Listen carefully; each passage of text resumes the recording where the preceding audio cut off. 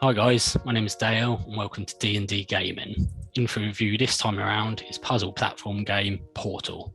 Reviewing the game with me is my brother Dav. Hi guys, welcome back to the channel. Portal is a platform puzzle game developed by legendary game developer Valve Corporation. First released in 2007 for Windows PC, Mac OS X, Linux, PlayStation 3, Xbox 360 and Android. You play as silent protagonist Chell, test subject of Aperture Science Laboratories, also the setting for the game. You undergo a series of tests at the laboratories, overseen and guided by an ever-increasingly sinister AI system called GLaDos. The tests involve the use of a handheld portal gun and require you to strategically place portals in order to complete puzzles. However, the game has far more depth than simply completing a few test chambers. So Dale, what are your first impressions? So first impressions, 3D platformer puzzle game. I mean, almost everyone would have heard of Portal. It's such a classic game. So I knew to some extent what to expect going into it. Yeah, didn't disappoint, to be honest. Graphics reminded me a bit of Half-Life, obviously being in the Source engine, and the setting made me think of Black Mesa before I'd even got into deeper story. What are your first impressions? Well, this is my second playthrough of the game, so I can't really give my first impressions as such. So I'll just kind of mention about my history with the game. So I first played Portal in probably about 2014. I picked up the game in the Steam sale along with Portal 2. I had no real preconceptions about the game, other than the fact that it had been developed by Valve, and with Half-Life leaving such a big impression on me in the late 90s, I knew that Portal games were not going to disappoint, and I wasn't wrong. So what are your general thoughts following the playthrough? So started easy to get to grips with, but starts ramping up slowly in the difficulty. I like the fact that it gets straight into it. The game, there's no separate tutorial, and it basically just slowly introduces you the gameplay mechanics, which I thought was a nice touch. It's sort of game you don't need a standalone tutorial, but I did like the way you start off with nothing, then you slowly get introduced as to, how the portal system works, and they've done it really smoothly. So I thought that was well done. How about you? So starting up again for the second time to review the game, I just got flooded with memories of the storyline, really. The game has a real sort of hidden depth in its story, which is not apparent even after playing through a few tests. It takes a while to really reveal itself. And narcissistic character and humour of GLaDos, Aperture Laboratories' AI system quickly makes an appearance in the game early on, but in a way it's quite easy to miss. You're doing very well. Please be advised that a noticeable taste of blood is not part of any test protocol. The game really requires you to stop and think sometimes about how to complete a test. So yeah, it's not really a relaxing game to play, and you really have to think outside the box sometimes, occasionally going backwards to then go forwards again. In terms of graphic options, you've got all the usual options there, including the FOV slider. Yeah, I found everything you need, really. Again, it's not the sort of game where there's deep customization options, fairly basic graphics. Yeah, everything you need, really. Yeah, a few to speak of, usual stuff really, sort of model, texture, shadow detail, anti-aliasing. So we'll put the PC specs up on the screen, but essentially I had everything on the highest. Again, as you'd expect from a 2007 game, running on a modern PC, everything on the highest, and it ran very smooth, no issues whatsoever. It's fairly basic graphic style, like I mentioned earlier, but it reminded me of Half-Life, to be honest, and I do actually like the look of Valve games, even though they can be more basic looking and perhaps even, being critical, a bit washed out sometimes with the graphics, but it ran with no issues whatsoever. How about you?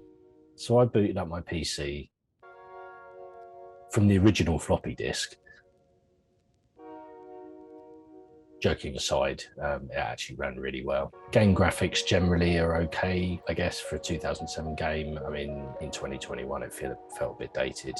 There seemed to be a lot of jagged edges to things, and it was sometimes quite noticeable in the gameplay.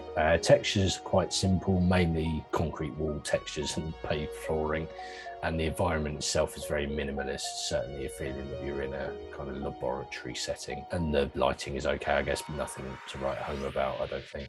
Player control options, Dale? Yeah, so basic, I choose keyboard and mouse, and you got all the options for that, including full key bindings if you feel like changing those. I noticed there were some options for a controller. Yeah, I just played it on keyboard and mouse. How about you? Yeah, keyboard was sad. Left and right mouse click and sort of space to jump, alt to duck. Very simple, and that's all you need really. It did feel, I guess, in terms of its controls, a little bit like a kind of walking sim feel in that way. Very simple controls.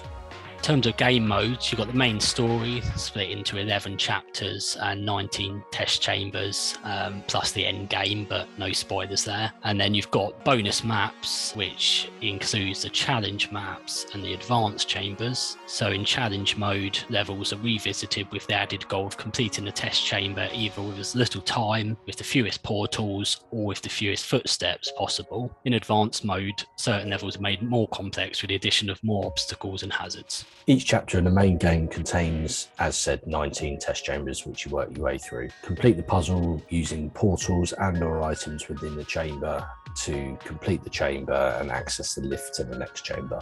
In terms of perks, upgrades, unlockables, there aren't really to speak of in the game. You can unlock more bonus maps by completing various advanced test chambers, and these are accessible from the bonus maps on the title menu. In terms of sound, Dale, what do you think? I thought the sound was good. The environmental sounds were great. You know, you got the sounds of like the drones in some sections, and Target lost. I did find the voiceover of the AI to be really quite funny, actually, especially as you're working your way through the game, and was great voice acting on that. Now that you are in control of both portals, this next test could take a very, very long time. If you become lightheaded from thirst, feel free to pass out. An intubation associate will be dispatched to revive you. Yeah, I like the kind of echoey sound to the game. Made you feel like you're in a laboratory, gave that sort of real feel to it, which I think was quite effective. The portal gun had quite a forceful sound to it, really sounded like you're shooting a kind of futuristic weapon. In terms of background music, this came in the form of sort of very occasional radio sounds from radios that are dotted around the chambers, but these are kind of stuck on the same repetitive tune, and it feels like that was kind of done intentionally. It wasn't that they didn't think about that one in terms of the game development.